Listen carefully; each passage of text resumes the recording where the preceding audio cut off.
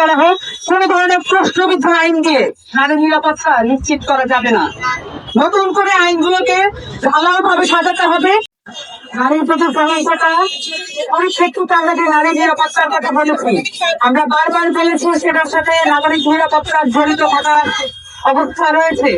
আমাদের দেশে নাগরিক নিরাপত্তা হুমকির সম্মুখীন, এই কারণেই নারী নিরাপত্তাও হুমকির সম্মুখীন হচ্ছে।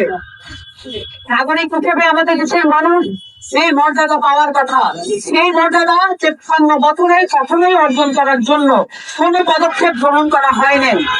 এবং বাংলাদেশে যেই রাষ্ট্র আধুনিক রাষ্ট্র হিসেবে বারবার পরিচিত করানোর চেষ্টা করা হয়েছে, কিন্তু আধুনিক রাষ্ট্রের যেই গুণাবলী থাকে, যে মর্যাদা থাকে সে দেশের নাগরিকদের, সেই মর্যাদা কখনো আমাদেরকে পাইয়ে দেওয়ার চেষ্টা করা হয় নাই।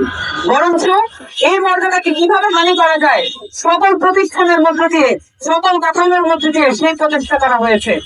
সেটার পরিপ্রেক্ষিতে আমরা যখন মাগুরায় ৮ বছরের একটি নারী শিশুকে ধর্ষণের শিকার হতে দেখি, এবং সেটার পরিপ্রেক্ষিতে বিচার পাওয়ার জন্য আমাদেরকে এখনো রাস্তায় খেটিয়ে মরতে হয়। সেটাই বলে দেয় যে অভ্যুত্থানে ফ্যাসিস্ট কাঠামোর বিলোপের কথা আমরা বলেছিলাম, সেই ফ্যাসিস্ট কাঠামো এখনো বিলোপ হয় নাই। আমাদেরকে এই কাঠামো বিলোপের জন্য ধারাবাহিক লড়াইয়ের প্রয়োজন আছে, এবং এই ধারাবাহিক লড়াইয়ের মধ্যে আমাদের নারীরা সংযত আছেন এবং আমাদেরকে অসংযত হতে বাধ্য করবেন না।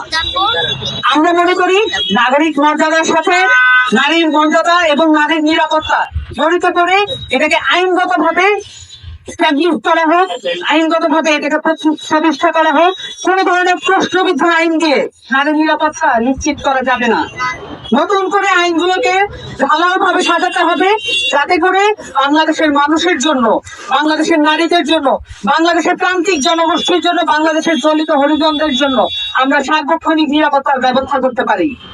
এ কারণে আমাদের যেই ধারাবাহিক সংগ্রাম আছে, নারীদের যে ধারাবাহিক সংগ্রাম আছে, সেটাকে অস্বীকার করার কোনো উপায় নাই। অভ্যুত্থানের প্রত্যেকটি ধাপে ধাপে নারীরা তাদের যে ভূমিকা দেখিয়েছেন, তারপরও অভ্যুত্থানের পরে আমরা দেখতে পাচ্ছি এটাকে অস্বীকার করার পায়ে তারা চলছে। নারীদের ভূমিকা শুধুমাত্র নারীদেরকেই বলতে হবে, এই জায়গা থেকে আমাদেরকে সরে আসতে হবে। আমাদেরকে অবশ্যই দেখতে হবে আমাদের পুরুষ সহযোদ্ধারা এবং আমাদের সহ নাগরিক যারা আছেন পুরুষ, তাদের জায়গা থেকে আমাদেরকে দেখতে পারতে হবে তারা কি ধরনের উদ্যোগ গ্রহণ করে, এবং সেই সাথে রাষ্ট্রীয় কাঠামোর জায়গা থেকে আমাদেরকে সজাগ এবং সচেষ্ট থাকতে হবে যারা এই কাঠামো আমাদের সাথে প্রতারণামূলক আর কোনো আচরণ করতে না পারে।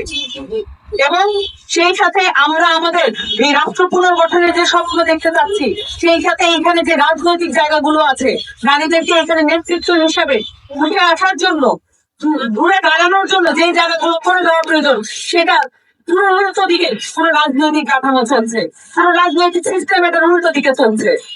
আমাদের নারী নেতৃত্ব তৈরি করার জন্য সংরক্ষিত আসন কোন ধরনের ভূমিকা রাখবে না।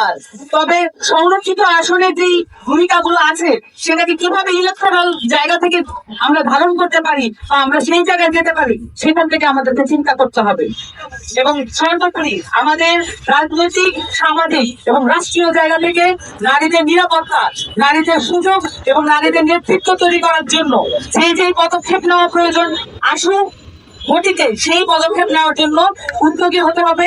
এখানে যে নারী কমিশন গঠন করা হয়েছে, আমরা দ্রুততম সময়ের মধ্যে নারী কমিশনের প্রপোজাল গুলো দেখতে চাই, এবং সেই সাথে নারী কমিশনে যাতে রাজনৈতিক দলগুলোর প্রপোজাল আমরা ওপেনলি দেখতে চাই যে নারীদের প্রতি তাদের দৃষ্টিভঙ্গি কি, এটা তাদেরকে পরিষ্কার করতে হবে।